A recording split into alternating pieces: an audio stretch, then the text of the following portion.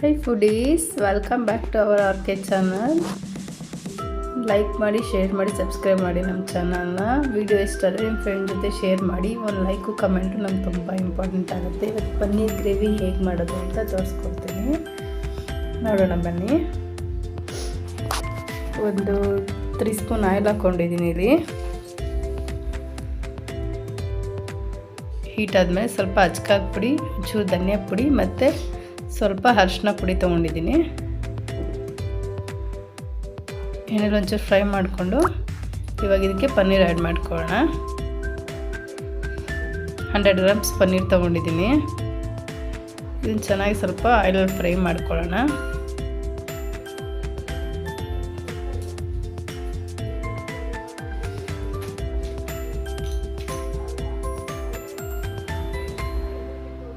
ಒಂಚೂರು salt add ಮಾಡ್ಕೊಳ್ಳೋಣ.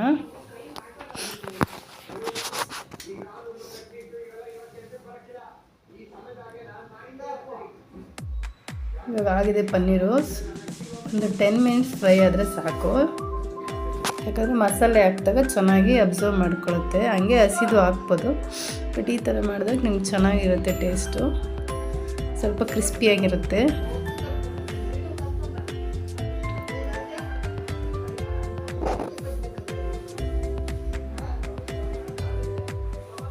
ಇವಾಗ ಇದನ್ನು ಬೇರೆ ಪ್ಲೇಟ್ಸ್ಗೆ ತೊಗೊತಾ ಇದ್ದೀನಿ.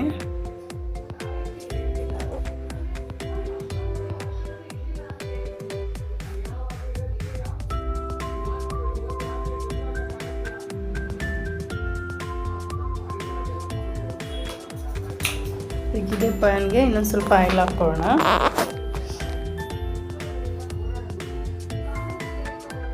ಸ್ವಲ್ಪ ಜೀರಿಗೆ ಹಾಕ್ಕೊಳ್ಳೋಣ.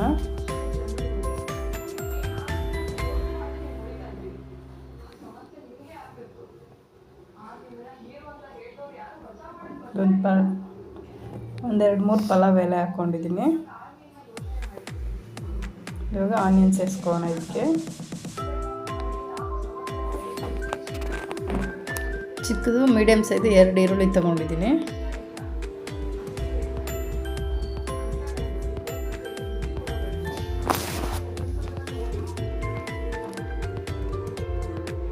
ಈರುಳ್ಳಿ ಸ್ವಲ್ಪ ಬ್ರೌನ್ ಆಗೋ ತನಕ ಫ್ರೈ ಮಾಡ್ಕೊಳ್ಳೋಣ.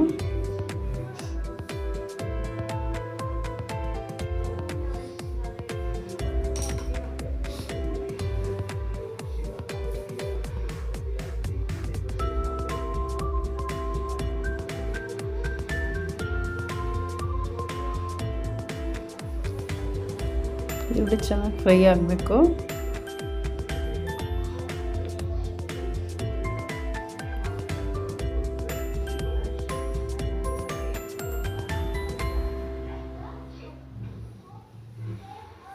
ಇದಕ್ಕೆ ಶುಂಠಿ ಬೆಳ್ಳುಳ್ಳಿ ಪೇಸ್ಟ್ ಆ್ಯಡ್ ಮಾಡ್ಕೊಳ್ಳೋಣ. 2 ಸ್ಪೂನ್ ಹಾಕ್ಕೊಂಡಿದ್ದೀನಿ.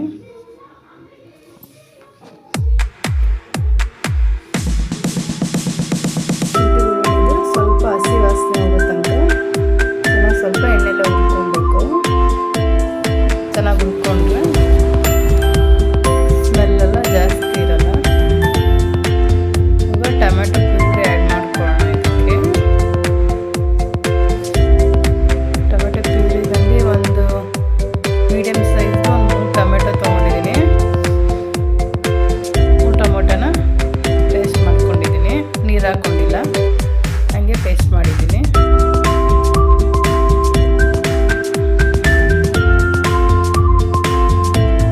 ಟೊಮೆಟೊ ಪ್ಯೂರಿ ಚೆನ್ನಾಗಿ ಫ್ರೈ ಆಗಬೇಕು ಆಯಿಲಲ್ಲಿ.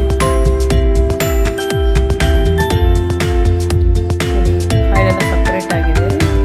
ಇವಾಗ ಅಚ್ಕಾದ ಪುಡಿ, ಧನಿಯಾ ಪುಡಿ ಸೇರಿಸ್ಕೊತಾ ಇದ್ದೀನಿ. ನಿಮ್ಗೆ ಖಾರ ಎಷ್ಟು ಬೇಕಾಗುತ್ತೆ ಅಷ್ಟು ತೊಗೊಳ್ಳಿ. ನಾವು ಆಲ್ರೆಡಿ ಪನ್ನೀರ್ಗೂ ಒಂದು ಸ್ವಲ್ಪ ಹಾಕ್ಕೊಂಡಿದ್ದೀನಲ್ವ, ಅದಕ್ಕೆ ಇಲ್ಲಿ 1 ಸ್ಪೂನ್ ತೊಗೊಂಡಿದ್ದೀನಿ. ನಿಮಗಿನ್ನೂ ಸ್ಪೈಸಿ ಜಾಸ್ತಿ ಬೇಕಂದರೆ ಇನ್ನೊಂದು ಸ್ಪೂನ್ ಆ್ಯಡ್ ಮಾಡ್ಕೊಳ್ಳಿ.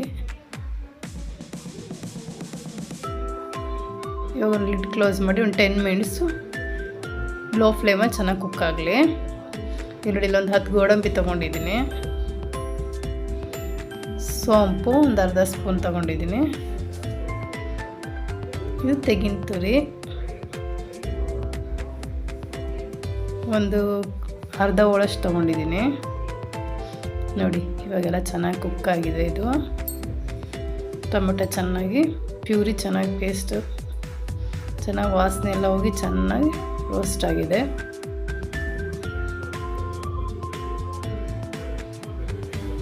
ಇವಾಗ ಗ್ರೈಂಡ್ ಮಾಡ್ಕೊಂಡಿದ್ದೀವಲ್ಲ ಕಾಯಿ ಪೇಸ್ಟು, ಇದಕ್ಕೆ ಆ್ಯಡ್ ಮಾಡ್ಕೊಳ್ಳೋಣ. ಆ್ಯಕ್ಚುಲಿ ಇದ್ರ ಬದಲು ಕಾಯಿ ಬದಲು ಮೊಸರಾದರೂ ಹಾಕ್ಕೊಬೋದು ನೀವು,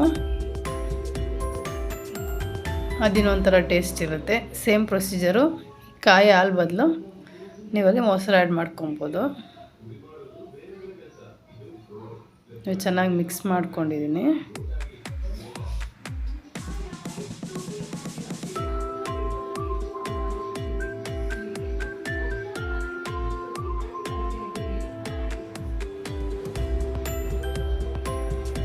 ಒಂದು 10 ನಿಮಿಷ ಲಿಡ್ ಕ್ಲೋಸ್ ಮಾಡಿ ಚೆನ್ನಾಗಿ ಫ್ರೈ ಮಾಡ್ಕೊಂಡಿದ್ದೀನಿ.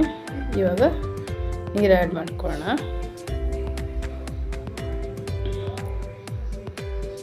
ನಿಮಗೆ ಕನ್ಸಿಸ್ಟೆನ್ಸಿ ನೋಡ್ಕೊಳ್ಳಿ.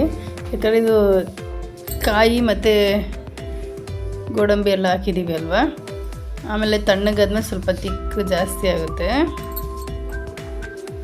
ಸ್ವಲ್ಪ ಮೀಡಿಯಮಾಗಿ ಇರಲಿ. ಚೆನ್ನಾಗಿ ಬಾಯ್ಲ್ ಆಗ್ತಿದೆ. ಇವಾಗ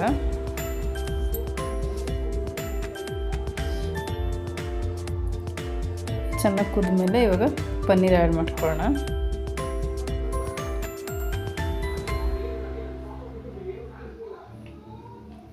ನೀವೇನಾದರೂ ಇದಕ್ಕೆ ಇನ್ನೊಂದು ಕಾಶ್ಮೀರಿ ರೆಡ್ ಚಿಲ್ಲಿ ಪೌಡ್ರ್ ಬರುತ್ತಲ್ಲ, ಅದೊಂದು ಅರ್ಧ ಸ್ಪೂನ್ ಹಾಕ್ಕೊಂಡ್ರೆ ಒಳ್ಳೆ ಕಲರ್ ಬರುತ್ತೆ. ಚೆನ್ನಾಗಿ ಕುದೀತಾ ಇದೆ. 2 ಸ್ಪೂನಷ್ಟು ಬಟರ್ ಹಾಕ್ಕೊಳ್ಳೋಣ. ಬಟರ್ ಹಾಕಿದ್ರೆ ನಿಮ್ಗೆ ಒಳ್ಳೆ ಟೇಸ್ಟ್ ಬರುತ್ತೆ.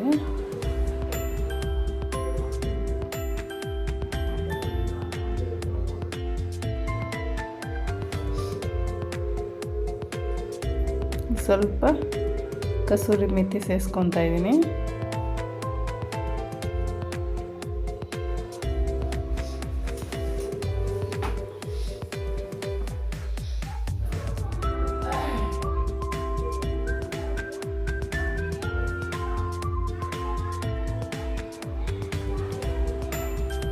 ಸಾಲ್ಟ್ ಹಾಕ್ಕೊಳ್ಳೋಣ. ಸಾಲ್ಟು ಪನ್ನೀರ್ಗೂ ಸ್ವಲ್ಪ ಹಾಕ್ಕೊಂಡಿದ್ದೀನಲ್ಲ, ನೋಡ್ಕೊಂಡು ಹಾಕ್ಕೊಳ್ಳಿ.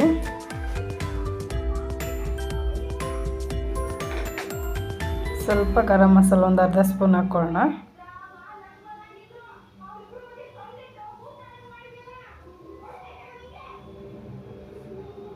ಚೆನ್ನಾಗಿ ಮಿಕ್ಸ್ ಮಾಡಿಕೊಂಡು ನೋಡಿ ಒಂದು 10 ನಿಮಿಷ ಮೀಡಿಯಮ್ ಫ್ಲೇಮಲ್ಲಿ ಕುಕ್ ಮಾಡಿ. ನೋಡಿ ಆಯಿಲೆಲ್ಲ ಹಿಂಗೆ ಈ ಥರ ಆಯಿಲೆಲ್ಲ ನಿಮ್ಗೆ ಆಚೆ ಬಂದಾಗ ಇದಾಗಿದೆ ಅಂತ ಅರ್ಥ. ನೋಡಿ ಎಷ್ಟು ತಿಕ್ಕಾಗಿದೆ. ಇವಾಗ ತಣ್ಣಗಾದ್ಮೇಲೆ ಇನ್ನೂ ಒಂದು ಸ್ವಲ್ಪ ತಿಕ್ಕಾಗುತ್ತೆ. ಇದು ನಿಮಗೆ ಪರೋಟ, ಚಪಾತಿ, ಪೂರಿ ಎಲ್ಲದಕ್ಕೂ ಒಳ್ಳೆ ಕಾಂಬಿನೇಷನ್ ಆಗುತ್ತೆ. ಗೀ ರೈಸ್ಗೂ ಚೆನ್ನಾಗಿರುತ್ತೆ, ಜೀರಾ ರೈಸ್ಗೂ ಚೆನ್ನಾಗಿರುತ್ತೆ. ನೋಡಿ ಆಯಿತು, ಪನ್ನೀರ್ ಗ್ರೇವಿ ರೆಸ್ಟೋರೆಂಟ್ ಸ್ಟೈಲಲ್ಲಿ ಚೆನ್ನಾಗಿರುತ್ತೆ.